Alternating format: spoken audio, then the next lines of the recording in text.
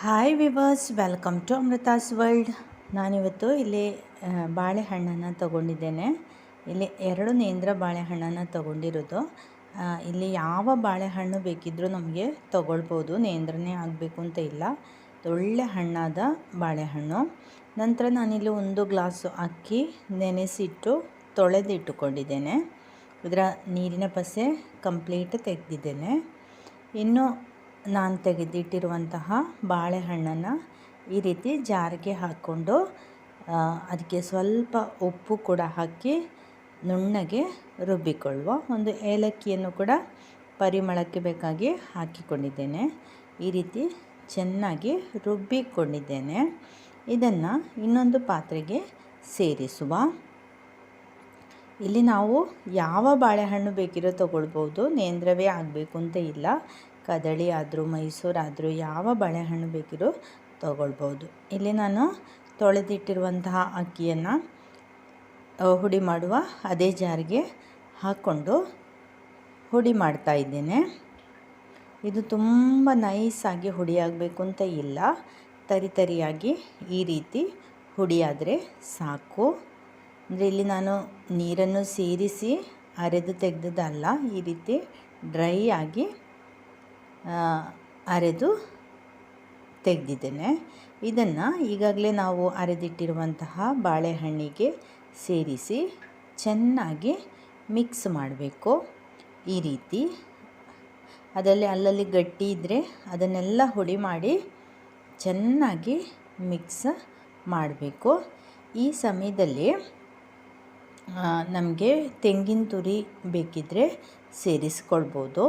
ಅದಲ್ಲದೆ dry fruits ಬೇಕಿದ್ದರೂ ಇದಕ್ಕೆ ಹಾಕ್ಕೊಂಡು ಈ ರೀತಿ ಮಿಕ್ಸ್ ಮಾಡಿ ತೆಗಿಬೋದು. ನಮಗೆ ಡ್ರೈ ಫ್ರೂಟ್ಸ್ ಇದರೊಟ್ಟಿಗೆ ತಿನ್ನಲಿಕ್ಕೆ ಇಷ್ಟ ಅಂತಾದರೆ ಅದನ್ನು ಸೇರಿಸ್ಬೋದು. ಅದಲ್ಲದೆ ತೆಂಗಿನ ಹೋಳುಗಳನ್ನು ಮಾಡಿ, ಚಿಕ್ಕ ಚಿಕ್ಕ ಹೋಳುಗಳನ್ನು ಮಾಡಿ ಇದರ ಜೊತೆ ಸೇರಿಸ್ಕೊಳ್ಬಹುದು. ಈಗ ನಾವು ಹಲಸಿನ ಹಣ್ಣಿನ ಕೊಟ್ಟಿಗೆ ಎಲ್ಲರೂ ಮಾಡಿರ್ತೀರ, ಆದರೆ ಬಾಳೆಹಣ್ಣಿನ ಕೊಟ್ಟಿಗೆ ಮಾಡುವವರು ಕಡಿಮೆ. ಆದರೆ ಇದು ತುಂಬ ಟೇಸ್ಟ್ ಆಗ್ತದೆ. ತುಂಬ ನೈಸ್ ಹುಡಿ ಆಗಬೇಕು ಅಂತಿಲ್ಲ, ಅಕ್ಕಿ ತರಿಯಾಗಿ ಹುಡಿ ಆಗಬೇಕು. ಈ ರೀತಿ ಕೈಯಿಂದಲೇ ಚೆನ್ನಾಗಿ ಮಿಕ್ಸ್ ಮಾಡಿಕೊಳ್ಳುವ. ಅದೇ ರೀತಿ ಸಿಹಿ ಇಷ್ಟ ಆದವರಿಗೆ ಬೆಲ್ಲ ಬೇಕಿದ್ದರೂ ಸೇರಿಸ್ಕೊಂಡು ಮಿಕ್ಸ್ ಮಾಡುವ. ಮಿಕ್ಸ್ ಮಾಡಿ ಆದಮೇಲೆ ಇದನ್ನು ಬಾಳೆ ಎಲೆಯಲ್ಲಿ ಈ ರೀತಿ ಮೆತ್ತಿಕೊಂಡು ನಮಗೆ ಕೊಟ್ಟಿಗೆಯನ್ನು ಮಾಡುವ. ಈ ರೀತಿ ನಾನಿಲ್ಲಿ 3-4 ಸ್ಪೂನು ಹಾಕ್ಕೊಂಡು ಇದನ್ನು ಮಡಚಿ ಆವಿಯಲ್ಲಿ ಬೇಯಿಸಿ ತೆಗಿತಾ ಇದ್ದೇನೆ. ಈ ರೀತಿ ತೆಳುವಾಗಿ ಇಟ್ಟು ಬೇಯಿಸಿ ತೆಗೆಯುವ. ನಮ್ಮ ಅಗತ್ಯಕ್ಕೆ ಅನುಸರಿಸಿ ನಮಗೆ ಬಾಳೆಹಣ್ಣನ್ನು ಅದೇ ರೀತಿ ಅಕ್ಕಿಯ ಕ್ವಾಂಟಿಟಿಯನ್ನು ಚೇಂಜ್ ಮಾಡಿಕೊಳ್ಳುವ.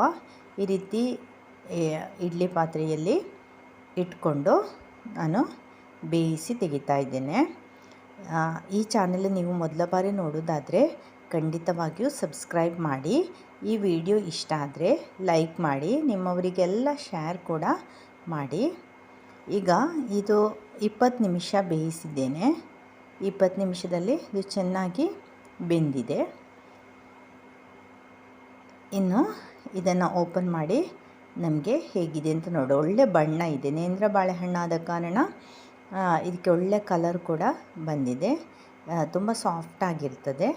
ಈ ರೀತಿ ಕಟ್ ಮಾಡಿ ನಮಗೆ ತಿನ್ನುವ. ಒಳ್ಳೆ ಏಲಕ್ಕಿ ಪರಿಮಳ ಇದೆ.